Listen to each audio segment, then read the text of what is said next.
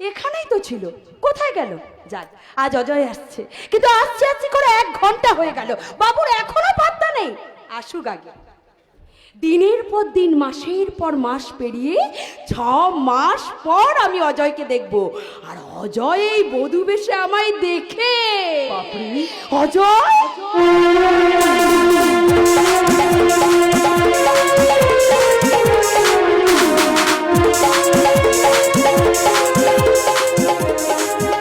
সত্যি সত্যি বাবু, শাখা সিঁদুর পরে তোমাকে ভীষণ ভীষণ ভালো লাগছে। ভীষণ ভালো লাগছে, কিন্তু এই শাখা সিঁদুরের সবই তো মিথ্যে, সমাজের লোককে দেখানোর জন্য তোমার দাদার আমি এতদিন মিথ্যে মিথ্যে অভিনয় করছিলাম। আজ থেকে তোমাকে মিথ্যে অভিনয় করতে হবে না। এতদিন তুমি আমার দাদার মিথ্যা স্ত্রী ছিলে, আজ আমার সত্যিকারের স্ত্রী হয়ে যাবে। আজ আমার সবচেয়ে খুশির দিন, এই দিনটা আমাদের দুজনের জন্য স্পেশাল দিন হয়ে থাকবে। আমার দাদা তোমাকে ডিভোর্স করবে আর আমি তোমাকে ম্যারেজ করব। ঠিক বলেছো, একেবারে ঠিক বলেছো। দীর্ঘ 6 মাস প্রতীক্ষার পর আমাদের মনোবাসনা পূর্ণ হবে, আমি তোমার নামে শাখা সিঁদুর পরবো, আর এইবারে সত্যিকারের বউ হয়ে যাব। আর তারপর এই পাপড়ি আর অজয়, অজয় আর পাপড়ি। অজয়, অজয় এসেছিস বাবা? তুই এসেছিস? বাবা।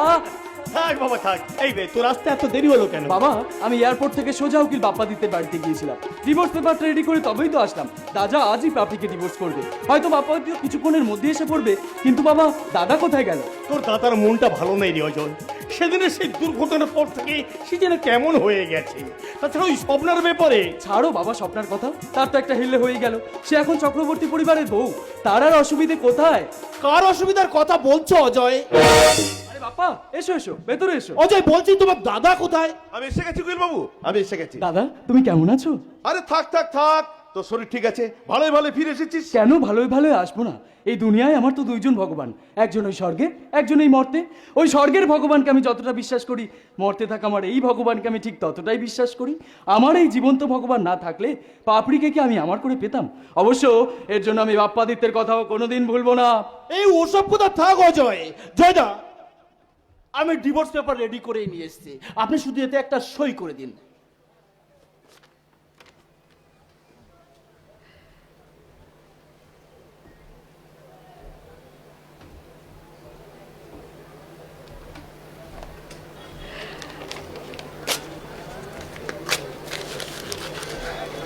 না, দেখি আপনি পেপারটা ছিঁড়ে ফেললেন। ফিরে ফেলাম ঠিক এই কারণে, কারণ কোনরূপ কোনো পরিস্থিতিতে পাবলিক আমি ডিভোর্স করতে পারবো না।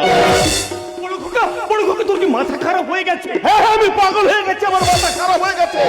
তোমরা সবাই মিলে চাপে ফেলে আমার স্ত্রীকে ডিভোর্স করতে বাধ্য করছো। কে স্ত্রী? কে কার স্ত্রী? কেন? তুমি আমার স্ত্রী আর আমি তোমার স্বামী। আমার জন্য তুমি হাতে শাখা পরে আছো, স্মৃতিতে দিয়েছো লাল সিঁদুরের টিপ। বন্ধ করো, বন্ধ করো তোমার এই সমস্ত কথা। তোমার এই সব কথা শুনলে মাথার উপর আকাশ ভেঙে পড়বে, মাটি ফেটে চৌচির হয়ে যাবে। আরে পাপড়ি! তুমি চুপ করো পাপড়ি, আমাকে বলতে দাও। দাদা, পাপড়ির সাথে তো তোমার মিথ্যা মিথ্যা রেজিস্ট্রি হয়েছিল। এতদিন তুমি স্বামীর ভূমিকায় অভিনয় করছিলে মাত্র, তাহলে এখন? আরে এই ভাই, এই তুই তো অনেক পড়াশোনা করেছিস, তাহলে এটুকু কেন বুঝতে পারছিস না যে স্বামী স্ত্রীর সম্পর্কের ভিতরে কোনোদিন মিথ্যা সম্পর্ক হয় না? আরে কোর্ট পেপারে যখন সাইন করেছি তখন অভিনয় করব কেন? আমি ওর সত্যিকারের স্বামী। বন্ধ করো তোমার এই নীতি আদর্শের কথা। তুমি না অজয়ের ভগবান, আর ভগবান বুঝে আজ পাল্টি খেয়ে গেল। জয়দা, জয়দা, অজয় আমেরিকা থেকে ফিরে আসা না পর্যন্ত আইনি সুরক্ষার জন্য আমি কিন্তু এই যুক্তিটা দিয়েছিলাম। এই সমাজে আপনাদের এই বিষয়টা কেউ মেনে নেবে না বলে আমি কিন্তু পাপড়ির সঙ্গে কোর্ট ম্যারেজ করতে বাধ্য করেছিলাম। আর সে যে বিশ্বাসঘাতকতা করলেন। বাবা, বিশ্বাসঘাতকতা নয়, সাংঘাতিক বিশ্বাসঘাতকতা। যে বিশ্বাসঘাতকতা কোনো শত্রুও কোনোদিন করে না। বাবা, তুমি শুনতে পাচ্ছ? তোমার বড় ছেলে কি বলছে তুমি শুনতে পাচ্ছ বাবা? এই শুনছি আর ভাবছি, কি আমার বড় ছেলে? এ না না না না না, এ আমার বড় ছেলে নয়। বাবা বাবা, আমি তোমার বড় ছেলে জয়। বাবা, তুই আমার জয় নয়। আমার জয় কখনো তার ছোট ভাইয়ের এত বড় সর্বনাশ করতে পারে না।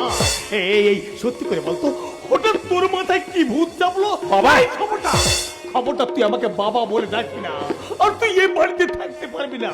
যা যা যা, তুই এখান থেকে চলে যা, চলে। বাবা বাবা, তুমি আমার কথাটা শোনো বাবা। কি শুনবো তোর কথা? কি শুনবো? যা, তুই এখান থেকে চলে যা। দাদা!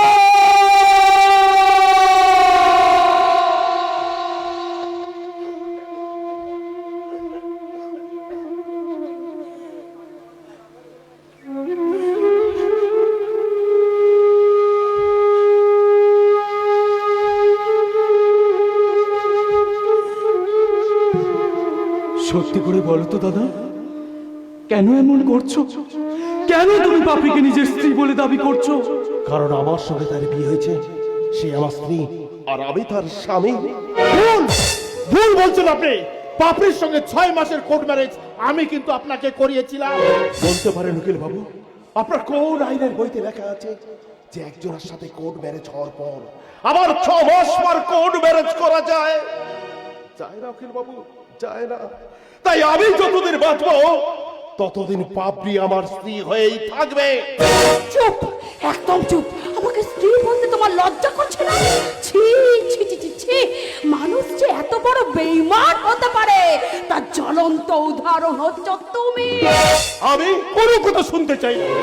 এই ডিভোর্স পেপারে আজ তোকে সই করতেই হবে। কেমন করে সই করব বাবা? আমার স্ত্রীর কি দোষ আছে যে তাকে আমি ডিভোর্স করব?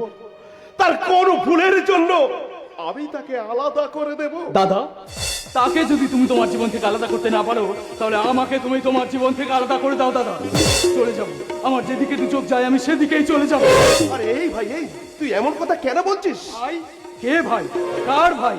আমি কারুর ভাই নই। আমি যদি ভাই হতাম তাহলে দাদা হয়ে ভাইয়ের সঙ্গে গদ্দারি করতে পারতে। বড় ভাই হয়ে ছোট ভাইয়ের ভালোবাসাটাকে এইভাবে ভেঙে খান খান করে দিতে পারতে। আর এটা তো তুমি করবেই, কারণ আমি তো তোমার সৎ ভাই।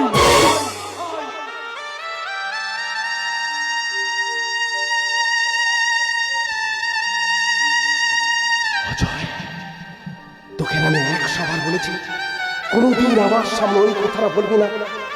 ওই কথাটা শুনলে আমার বুকের মধ্যে যন্ত্রণা শুরু হয়ে যায়।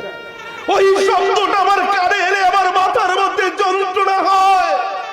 আর কোনোদিন বলবি না ওই শব্দটা, কোনোদিন না। এসব কথা বাদ দিয়ে আমি শেষবারের মতো তোমায় বলছি, তুমি ডিভোর্স পেপারে সই করবে কি না? পেপারটা ছাড়ার পরেও তুমি ভাবছো যে আমি তোমাকে ডিভোর্স দেব? আমার শেষ কথা সবাই শুনে রাখো।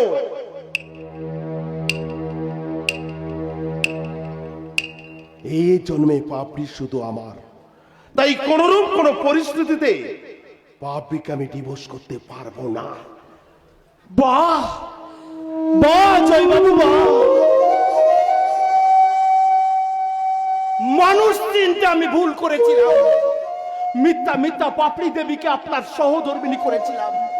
আমি কখনো ভাবতে পারিনি মিথ্যা সহধর্মিনীকে আপনি নিজের করে নেবেন। ঠিক এই কারণেই স্বপ্ন আমার থেকে অনেক দূরে। জয়বাবু, শুধুমাত্র আপনাদের সুখের জন্য আমার নিজের ভালোবাসাকে বিসর্জন দিয়েছি। আমি হেরে গেছি। এই উকিল বাপ্পাদিত্য জীবনে প্রথমবার হারলো, আর তা হারালো একটা সাধারণ মানুষ। জয়বাবু, আমি হাত জোড় করে অনুরোধ করছি আপনার সিদ্ধান্ত আপনি পরিবর্তন করুন, নইলে এ দুটো জীবন জ্বলে পড়ে শেষ হয়ে যাবে, জ্বলে পড়ে শেষ হয়ে যাবে। চলে যা, জ্বলে পুড়ে সব ছারখার হয়ে যা। এ সংসার যা, এ পরিবার যা, সে যদি সব কিছু জ্বালিয়ে পুড়ে ছারখার করে দেয়, তাহলে তাকে বাধা দেবে কে? কে আটকাবে?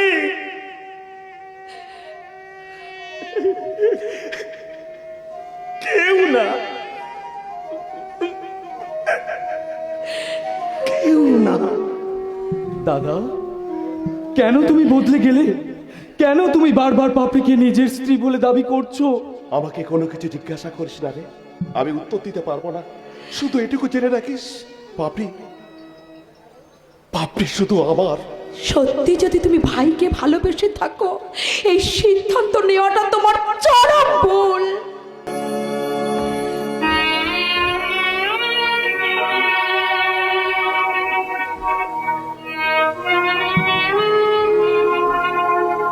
হঠাৎ উড়ে আসে একটা ঘূর্ণিঝড়ের ঝাপটায় সব কিছু এলোমেলো হয়ে গেল।